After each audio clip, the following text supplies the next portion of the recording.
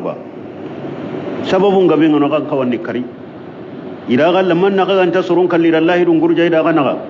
man na ganta surun kalli hammin nanti walla farin bugandini makka man na ganta surun kalli yanda gajati gaji yanda jungati gajan ta hananga attaqisawunahum aga kanniya ba fallahu ahaqqu an taqsawuhu Allah ta ga kanniya kama kan mushriki ya agan kawa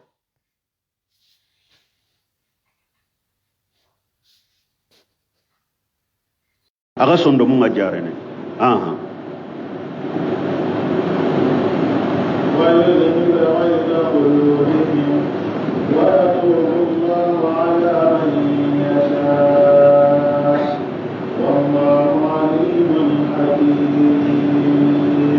ويجهب خيجل قلوبهم الله ومؤمنون بوتبيغا مؤمنون چوندو مندي كاتا مشركينون imme gana mushrikun kari tikkitten Allah waken kabaka mu'minun condo men seren diminan ganda an konne Allah gara kinan nyimme hay an nyimme ra kari kari mo be garan caga diminan abakan khammi begi sondo munda wajare ne dimina bega mu'minun condo mundi butte bega mu'minun condo mundi kata mushrikun wa daga na igani kari wa yatubu Allah ala man yasa awa hilla kapanu ni kari ni gajana hata na ni kan mani kata hilla kapanu nyimme Allah gananya mushriki bega makara Allah na tubu nya surenda mushriki nu ko gadi serebe gara Allah kana badiri gajange hono karano ke me fatu makka mushriki nu go matubi wa itubi Allah na tubu nya surenda mushriki nu kadi serebe nu tubi gara Allah kanu wallahu alim Allah ni tuwana nyatilla halanchu hakim Allah ni kita na nyai inyang gollun daga ho nyam go ba an kawa kundunya Allah na ho horoni roranya ana ho horoni roranya donc Allah hay gara ko yake ayadi mu'minun ana mushrikun ga janni kare na haddan tan to hana Allah wi ya bundini illa ndi Allah waga de mani kamma shikandi Allah waga sondo mun jarana mu'minun Allah ga sondo mun jarana gahirnu ku dimna be ga gadi shikandi butte be ga nya gadi katta mushrikinu ngawa daga na parce que aga daga sabon kitira aga daga tambon tugidi nagatandi Allah nari ewa Allah nari mushrikinu ko gai mebe ga nakisi Allah ga nakebe khanu idi ana tubu nyanda ana tubi Allah ni tuwana Allah ni kitana nya aha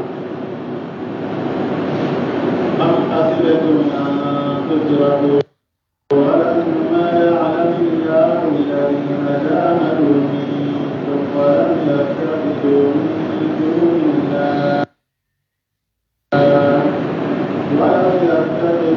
من دون الله ولا رسوله ولا المؤمنين وليا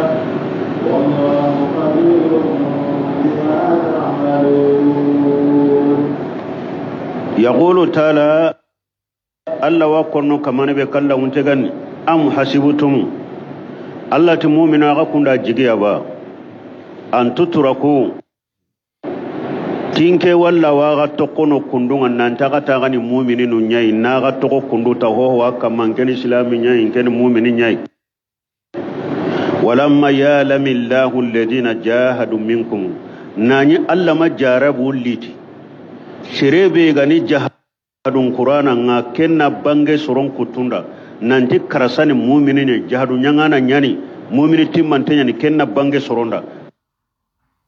Allah kenga ho hoto ke hatta walamma yalamillahu alladhina jahadu minkum tuwanu nti tuwagube tuwadenga dabatte sere suga ni kebe angarni kebe ko angarni kebe nya Allah wasutu me Allah tugandenna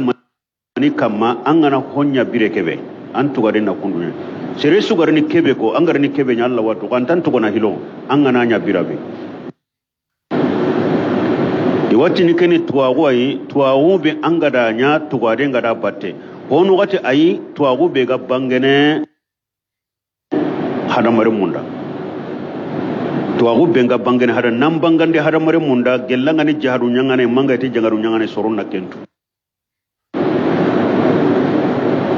fo Allah na ga jarabiya jahadu nyanganu na soron na jahadu nyanganu to akadi wala yattakhidhu min dunillahi wala rasulihi wala almu'minina walijata ada gadi shirebe ga mabbi sanata tanaraga nani Allah ga he shirebe ga mabbi tana tanaraga nani mum e wa farin ga he shirebe ga mabbi sanata tanaraga nani mu'minin ga he ken kaman kana tuyi soron na gatu mana hadamarin men jangin maganya amma ga ando kenga lonan baka anga ken kaman kalli koni tenda kalli nyangin tenga lalla kallen kane men jangin maganya magando kenga lonan baka anga ken kalli koni tendo ken kalli nyangin tenga la faren kallen kane men jangin maganya magando kenga lonan baka ken kalli koni tendo ken kalli nyangin tenga walla mu'minun kallen kane manan nike fokke kama soron nan tuya gariya soro be lonan bakana ganta maga menjange tana ganta maga Allah ga he menjange tana ta maga faren ga he menjange tana ta maga mu'minun ga he soro be nu garam menjange tana tigiti Allah ga he faren ga he mu'minun ga igana tuyi wallahu khabiru bima ta'maluna awaga ga gollu be dabarna Allah ya ga aswa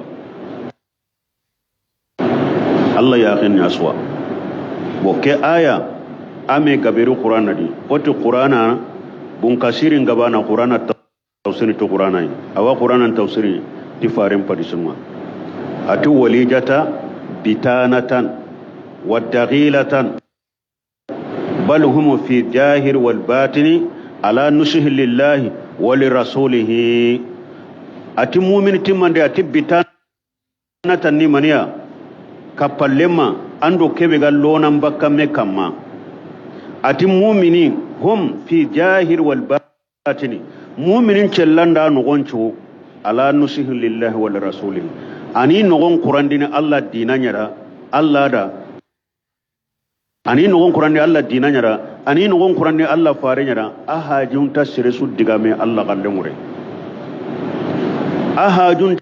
tasire suddigame faren kallemure ahajun tasire suddigame mu'minun kallemure mu'minin ga kaho kebe nanya killai bewa mu'mini timmante kebe gani mu'minin ga jahiri batina hinyalle matananta maga Allah ga he an gon qur'anten takati fofo ya Allah ga he an gon qur'anten takati fofo Allah dinan ga he an gon qur'anten takati fofo faren dinan ga ya hajun tasire tanagalle mu'mini timmanton ni ka jahira wa batina fa aktafa بإحدى القسمين أنا لآخر وقد قال الله تعالى في الآية الأخرى أتي آية الله تعالى تنادي ألف لام ميم أحسب الناس أن يتركوا أن يقولوا آمنا وهم لا يفتنون التي يا المؤمنين وغكون دا جيجا ونانتاغا كونغا كونا غرقن نانتاغا المؤمنين نانين كالله انتاغا جربنا ولقد فتنا الذين من قبلهم إن كان رسولون جارب يغاكم كانيا فلا يعلمن الله الذين صدقوا فونك الله نصرون تواغديا سرو بينو غدا تونغون كو يمؤمنا غوندي مؤمنا غدو غولبه توغادن غداي فونك الله نصرون تو اندي سرون غاديا سرو بينو غدا تونغون كو يمؤمنا غوندي ويعلم الكاذبين الله نغارانتون كو تو اندي سرون يمؤمنا غوندي سيربي غني غارانتين الله ركن كو آية تنادي التي أم حسبتم أن تدخلوا الجنة أتي يا لغا كوندا شيما غورنو الجنة ديا نندغا يالا غرينا سورة آل عمران دي وقال تعالى تلت آية تنادي ما كان الله ليزار المؤمنين على ما أنتم عليه الله من يغا مؤمنون تقوى أغاكم مؤمنون هاي مغاكبه كندو ساسا تنادي الله انت مؤمنون تقوى كين كمدي والله ناغا جاربيا شغل سلاب بن تيمية دا كينيا كو أتين إيوا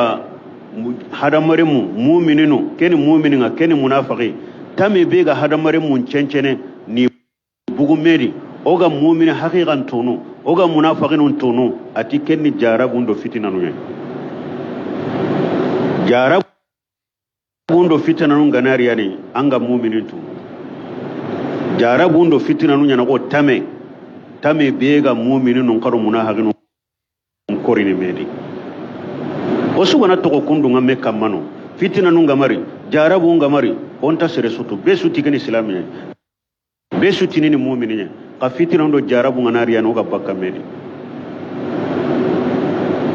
hari tuwana gabe fitina nu nganari tuwana gabe anda kana do nyaga menga tuwana gabe fitina nu nganari tuwana gabe anda do nyaga menga donc mu'minun tabaka meda abara jarabe ngane Allah ti mu'minu akunda simma ga watto ko kunda walla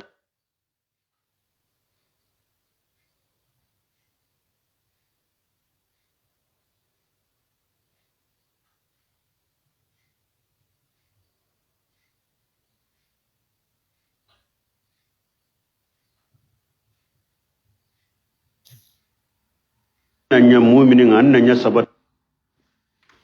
tananga fitina nulio jarabu lo dunaga ware medi mugoso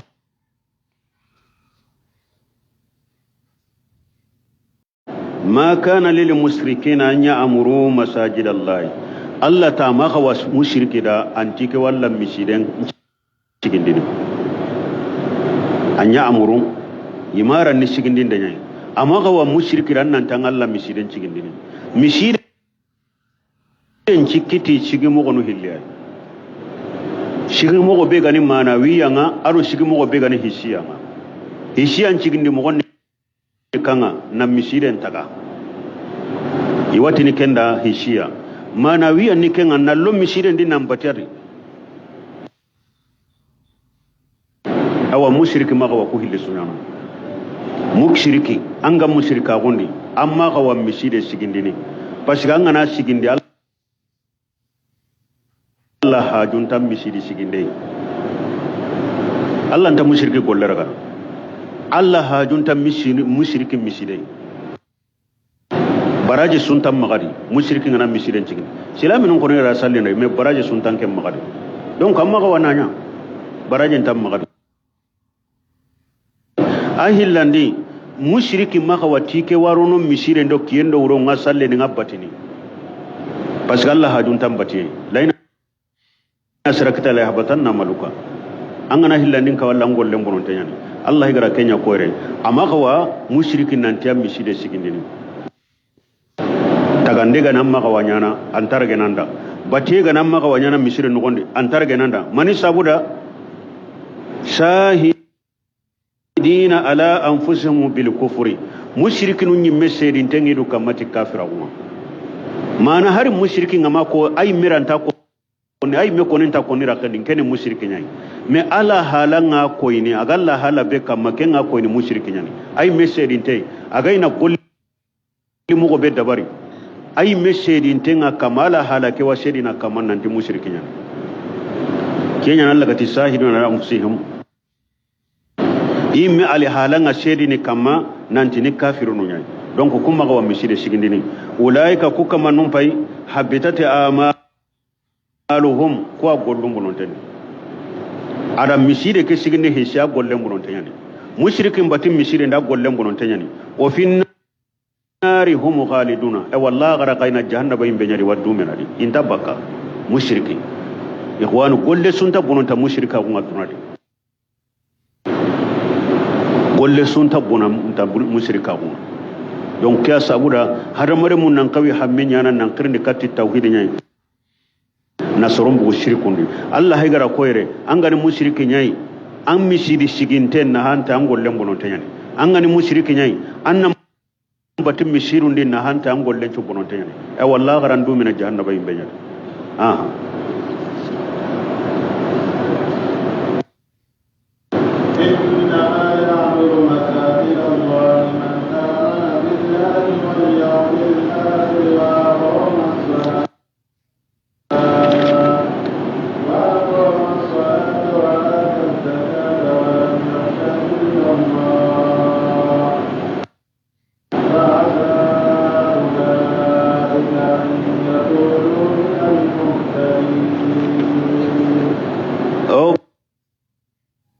Allah gara misiri sigine do misiri kurande bugu mushriki magati mushriki ni takem buada anta wosrunanga Allah ro khibari serebe gan kawana misiren cigindi soro benu gan kawana misire nyabbatira na kura na hagi misiri sigindendo ibate nga misiri nogondi Allah rukun koda innama ya'muru masajid Allah Allah ti serenya na Allah misidun cigindini man amana billahi serebe ga tongoni ti Allah wal yawmil akhir antongoni ti kota lagarenga wa qama salata anda salle liti mugondi wa ata zakata anda jakam gona gan kawakin kubeni anda kinu kunga wala mu yaghsha illa Allah amma kan ho Allah gai jaragindana su jaragankin takkan na dunadi an kan Allah bane ay wallati ko ni misiri sigindano fa sha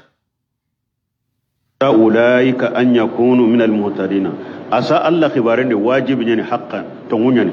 mana ko kaman walla na ko kandana Allah ra ko kanda Allah ra ko kaman nunya kanda kandan tenne koy serebe anto ngone ta Allah anto ngone ko talagare anda salleli ti mo anda jakam gani amma kan ho yalla gahe Allah ti ko an misidi sigindanu ko misidi siginde ani hana wala mu yakhsha illa Allah ay bun kasirati wala mu yakhafu illa min Allah taala wala mu yakhsha siwa amma kan ho Allah gahe amma kan Allah tanana Allah tong dinan tongon konne anken kan Allah banai anta kan na hoy Allah gahe Allah dinan tongun yange anken kan Allah banai anta kan na hoy Allah gahe ko anan kawa misirun cikin dini ewa ko am misiri siginde farin gati man bana lillahi baita yabtaghi bihi wajha Allah bana Allah lahu man bana lillahi masjida yabtaghi bihi wajha Allah bana Allah lahu baita fil janna misiri sigindano ay mu'mini atongoni ta Allah atongoni di kota lagarenga awasalle leti mo gondi aja kam gari mo gondi Allah dinam mpinda makan ho Allah ga he awa ke kamangana misire sigindi Allah da Allah wa kompe sigindi na da janna na hanna kwa misiri sigindenga bon hadisi go warni imamuna Nawawi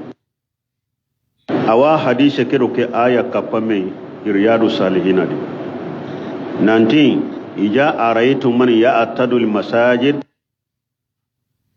fashhadullahu bil iman taga gana sere sungari aga daga nan cagene katta miside nga wakati so agara salli miside ndi kaseda da tilli mun gan kagunga hadise ke sante hede hadise ke sante hede serebe gona angada miside nga angara salli won to khairi jikki men nan tan ni mu'mini nga hadise ke sante hede sere gabe wa misirun no gondi mu'mini he sere gabe wa sallin misirun ndi mu'mini hetide me wando khairi jikki khairi yani angar ni misirun ndi hadise ke be garin ta ga na sere be ngara gadda nan cagene katta miside nga kasera na tilim nan kagunga hadise sante imamu nan nawo gana hadise ke wana ke aya kai ke aya yimme haygara koy kubenu ga anyana mu'minina antongoni ti Allah ya antongoni ti kota lagarenga sallallini mo gonda jak kambaki mo gonda maka kan ho Allah ga he suru be ga ke mu kumishiri no gondi lenki dinan pin daga kan na hota nay Allah ga he honga bagen ha in kare kenya mana serebe ga kumishiri no gondi lenki la da nunga konto walle ay mewa Allah kallenta wa farin kallenta akan nasurunga konto la da ngalla honga bakenga akan nasurunga konta sunna nyana honga bakenga serebe ga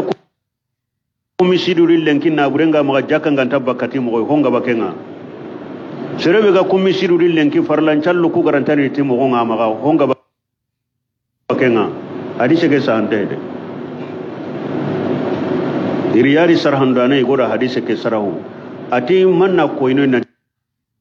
ti hadise ke sahante de ati soro ku misirundi lenki angana wajundi angati allati angati parenti qur'ana ngaya hadise to anon digamu amma ga buga jikun kamare anda buga jikun kama awa butuma ya gonga do mboy gona misire ngallay kenni mu'mine التي إنما المؤمنون يجادوا إلى الله ورسوله أن يقول سمعنا واتانا الله غير مؤمنين كورا تي مؤمنين كي أنغنا آخري كات الله أنغرا آخري كات فارنا أنغرا وهو قال أنت فارن تأتينا ورا مغوانيانا مؤمنين نكيا إذا ذكر الله وجلت قلوبهم وإذا تليت عليهم آياته جادتهم إيمانا مؤمن أنغنا سيمان دي الله سندو من كنا أنغنا الله ينون كرا كما هنا كهالي من كاما من آية أنغنا خاري سرنجي كون كما كم مسيرون ياغو نيان دمبنا بطوا حديث أنغنا خاري سرنجي كون كما ياغو نيان دمبنا بطوا كنيانا مؤمن كما ati wajunde na maga buaya kenji kun kamare wallan kin ajundiya angara aya nu benu tafsiri angara hadisu beko ambuga kenya kenji kunya kama yawo ngadumbuna butangure anga junde nga bugare munji kun kama yawo ngadumbuna butangure kullana yana mu'mini kama hadisi sahante heti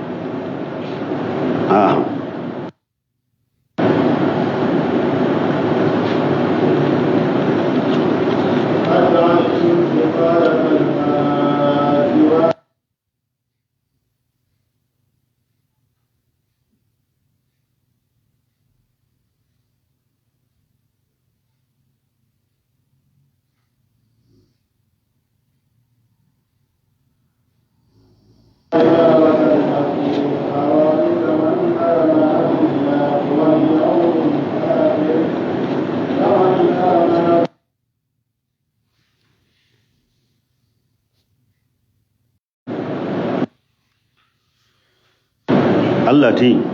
أجالتم الشغاية لحج أتاغا كندا نهيجا من دي جم جرنجينا أغا كندا كينيا يوا وإمارة المسجد الحرام أرونا مصر هرمان تكي كورا ناصروغا أغا كندا كين كمان براجينيا يوا كمن آمن بالله واليوم الآخر وجاهد في سبيل الله مصيرين كوران دي هيجا من دي jamu jinga aka kunda ken kama barajenya ro sere barajenya bane wa sere be gallimna gan ka gote Allah aro ko talagare ara harunya Allah killendi aka kunta kana ko barajenya na bane wa misiru kurandana likaba kurandana aro hijanu minindana jamu jinga ke kama barajen aka kuntina kana kya barajen do sere barajenya bane wa sere be ga tongoni ti Allah aro ko talagare ara jihadunya Allah killendi la yastawuna inda Allah awa kama kunyer no ko hitibane serebe gallimna ka wuti Allah aro ko talagare aragara jihadunya Allah killendi kem barajendo alikaba kurandana do hijana minindana jiya intabana jihadu gume kem pasai jihadu gume barajen nam pasai kama ka tagawi nyorondiri de intabana wallahu la yahdi قوم الظالمين الله انتصرن تو نيوندانا كاندانا دونك انكن ني مشركيا انغرا الكابا كورا مغومغو انغرا هيجانو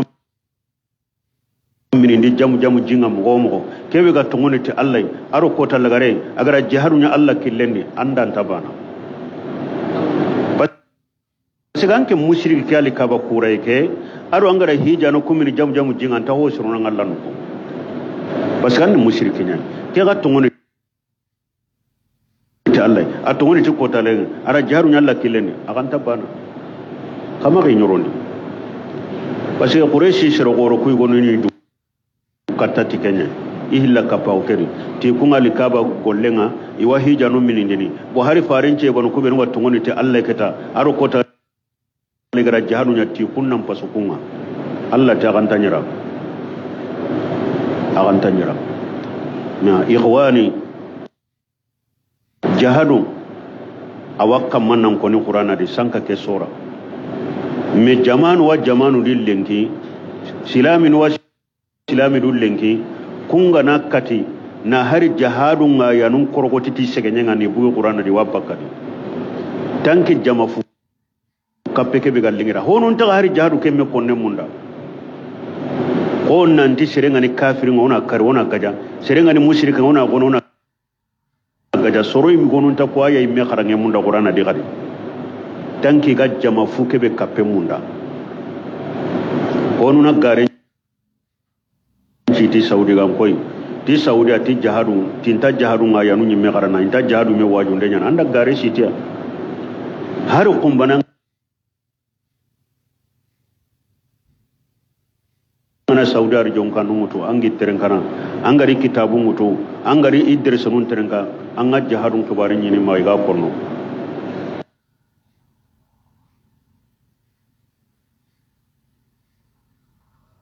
anya ranta konno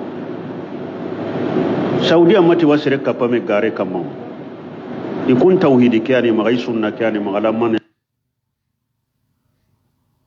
ali salafu salih ko be ga kahiya dia hayanga makka ya dampi amma wo jahadu li marhala nu nagatiyadi hana farendo ngaindo shebanu nganyi makka kamaidi debe mai maga gaja nyugunti maga gaja nyokenti maga kahirunda toran mpasoncho shaki kama Allah atira karaga kitun tigiti qasallita agana jakambwani karaga kitun tigiti marahala hanan niki Allah minya mari gaja atinu kitun tigiti bo silaminum paike etta isasa farendo shebanu nganyi makka mo kebere illa mpuntonga hanka gantiri sembe gantiri igaranta gajana Allah gati ni kitun tikitin challita ina jakka nyata o hayke mugwar sento dangani aga janyi gonto ma aga janyo kento ma haklen toy Allah tini kitun tikitin ma gaja marahila hillani toranga kasahi kama Allah tina hijranya indaga Madina ida hijranya daga Madina ida ga kishiru ku toranga mugobe marahala shikandi bire ga sabatin Madina Allah gara tunnan tigga nyugun kite limna gan ka gunun cembe wo Allah rin nyamarun kina tingaja serebe gana baqiya serebe gana rigeniya ingaja ina kama nyonto baki dukama keni mandi shikandi nagatandi Allah rin nyamarun kiniya nanti khar waqtu lil mushrikina kafa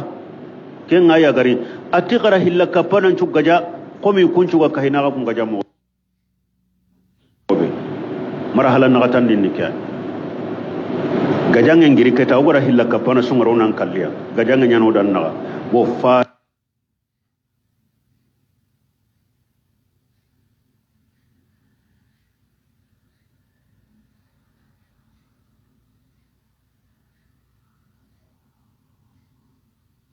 gajang yang marahalan dangi faring kama kula halanu nakati ay marahalan nakati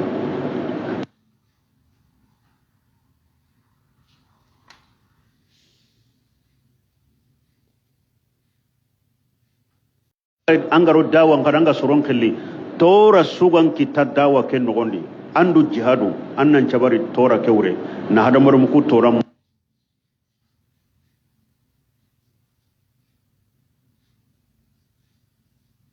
na wuto seren ni me jihadu hilo kun gatiyane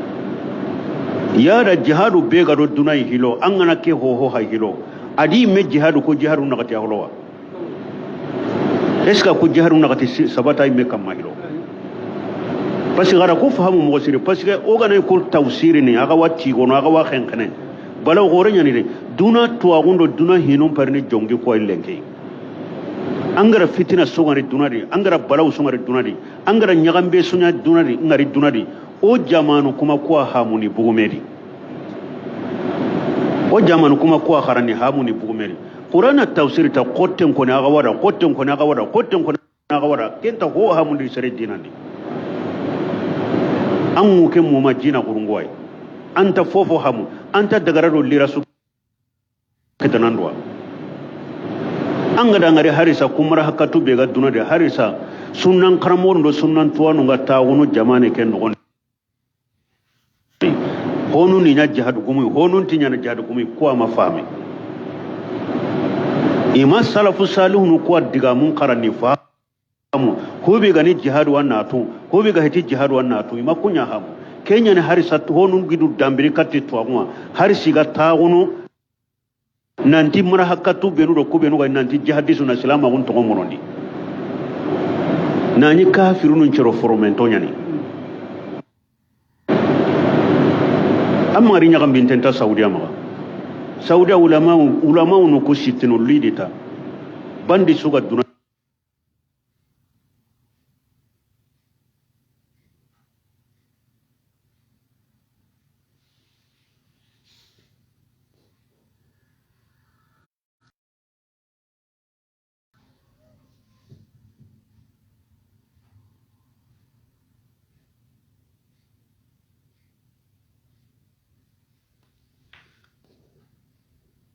kande kebe kitan nan golle tay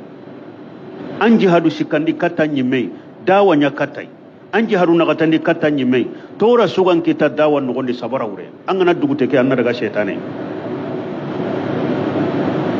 keni jihadun pana atangana kenya kunna katiga timman nyime an ran nyime jihadu ke jihadu mo gonna kata an dugute ke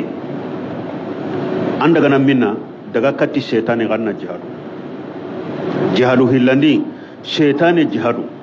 shaytane jihadun aga subuhatinu benu wallam maga dinandi annan du jihanna jihadu na kun kata bakanu ni sagani bakandwa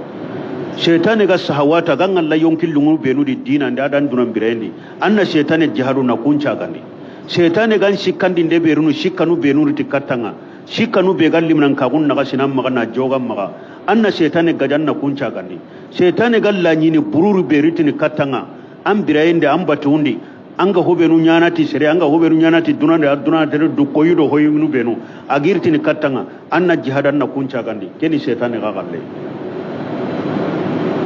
angana dugute kay anda minna angana dugute kay birabe angara shaytan ga jihadu ku jihadun kalite na buguno ngani pew na nyonto pew anna daga katti kahirun do munahagenu ati kun ka jihadun nyana bil qalbi واللسان والمال والنفس كاهرين دو منافقي كون جهادو نانا تانچون دو مي ادان نيني ادان نا بوري ادان نيونكي مي كاهرين جهادون كريغري تي كيتنا نا كاهنو متون نا مرهنو متون نا مكاري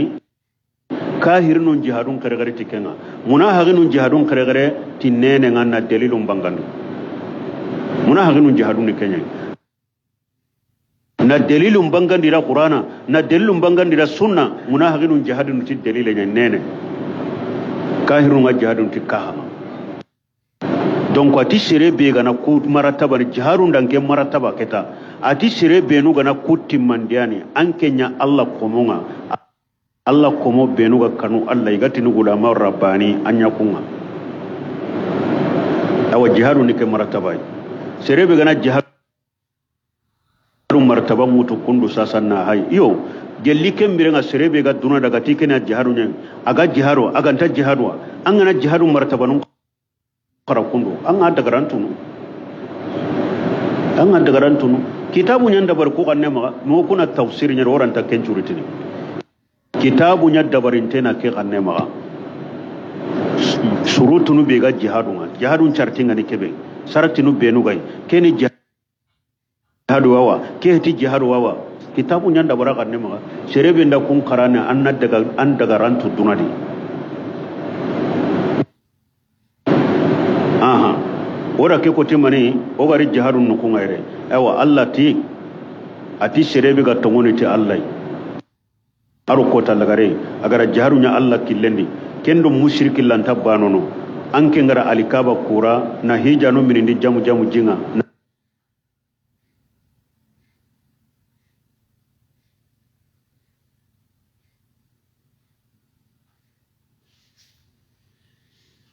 nyan ni mushriki nyai ando ke mu'minin tabana ama ga dukatume Allah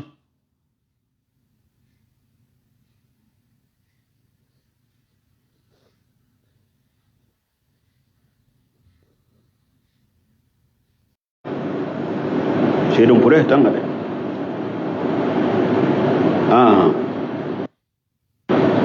jamu darajata inda Allah awa ko darajan horenni Allah nuku wa ulaika humul faizuna ko ni taqikitanu Allah nuku sorobenu iga tongondi ti Allah ida hijranya ida jahadunya Allah killendi tina buruma adi yonkinu ko darajan horenni Allah nuku awa ko ni taqikitanu Allah nuku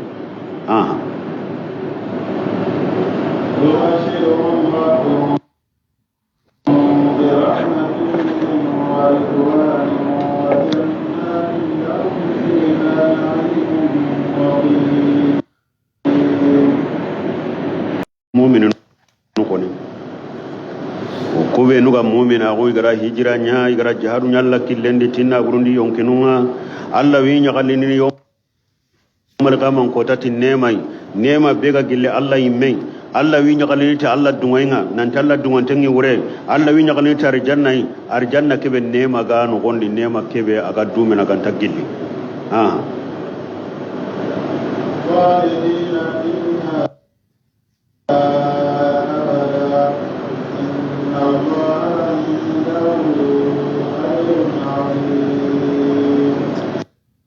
خالدين فيها أبدا يدوم من الجنة كنغند أبدا إن الله عنده أجر عظيم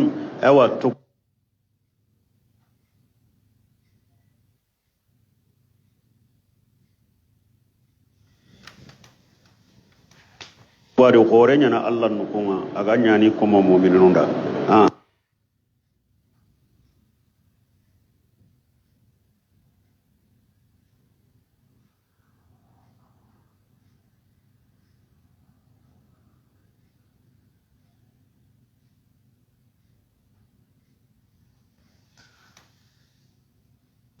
walatihim in istahabbu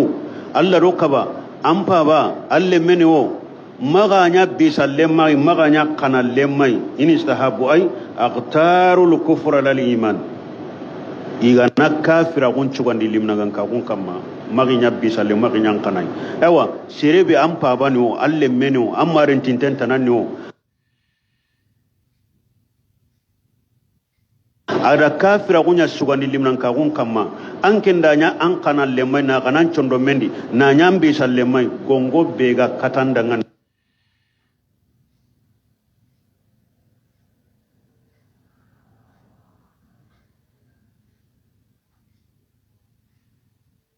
nalla warni konko gara gongo be katanda warni kenko ya ayyuhalladhina amanu allati mu'mininu aga benu ga tongoni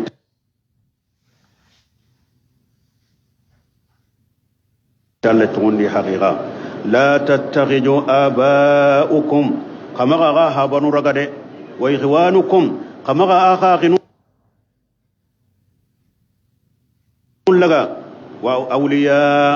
كما غا نبي سنو دي مغنانو إده كما غا هابنو رغني نبي سنو دي مغنانو أغا آغنو ساغي هابي غنيبا andaga habe andaga sage o habanu hilleniwa aga aginu kamari nyaga bisallemuna aga kanan lemoide inistahabbu likufra lal iman igana kafira gunchu gandi limnan ka gun kamma awreni ke ko gana kafira gunya sugandi limnan ka gun kamma kamari nyaga bisallemoy ewa allah rangongo ara kankarin chakundanda o man yatawalla minkum awa serebi gani habani bisallemanga angaram paba kanu agara kafira gunya kanu limnan ka gun kamma anda ngagin kanu nanya bisallemmai agara kafira gunya kanu limnan ka gun kamma fa ulaika humuz zalimuna kun kamanu nyani tonya undana anken ni tonya undana anda kanu yelenu kama ka waronono anda bisallemma gulonu kama ka waronono paskam paba kafira gun kanu limnan ka gun kamma ma ka wakanu nanda anga ginda kafira gun kanu limnan ka gun kamma amma ka wakanu anda kanu tonya undana nyananga Allah tanni tonya undana ni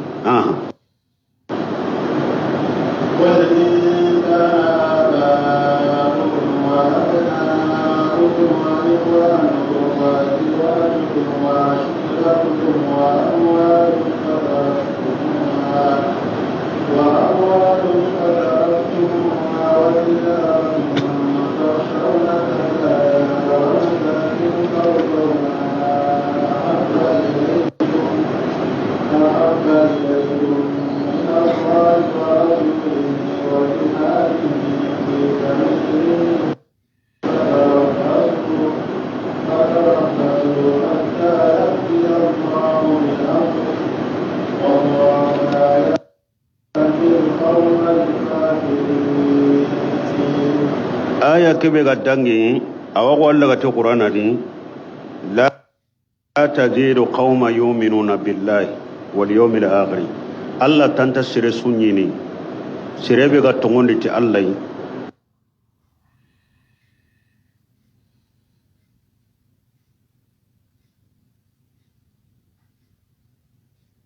atongon di kota lagarenga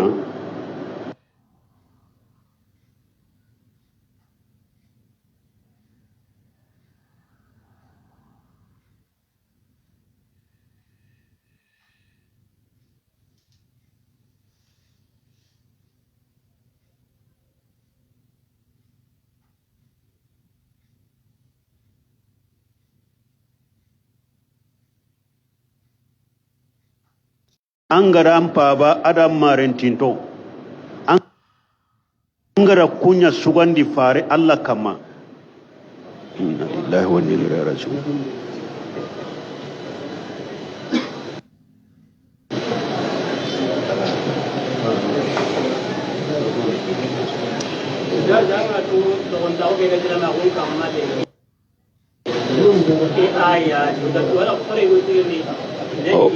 Warna yo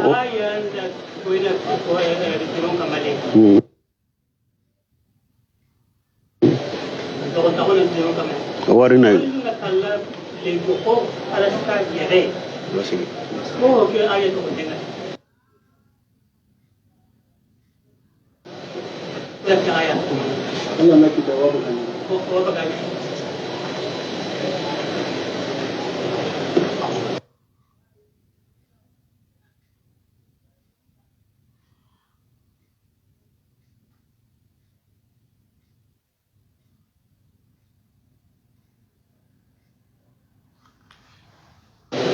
Sura lina Mungu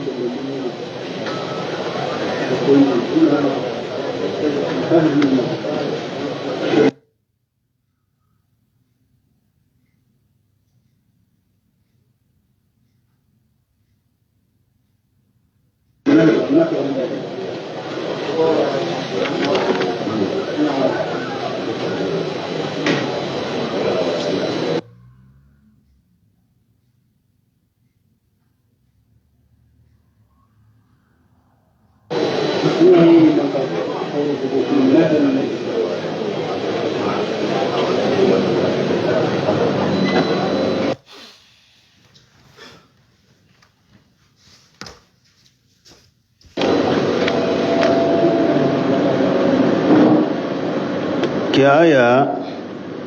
Allah wi fare nyamar ni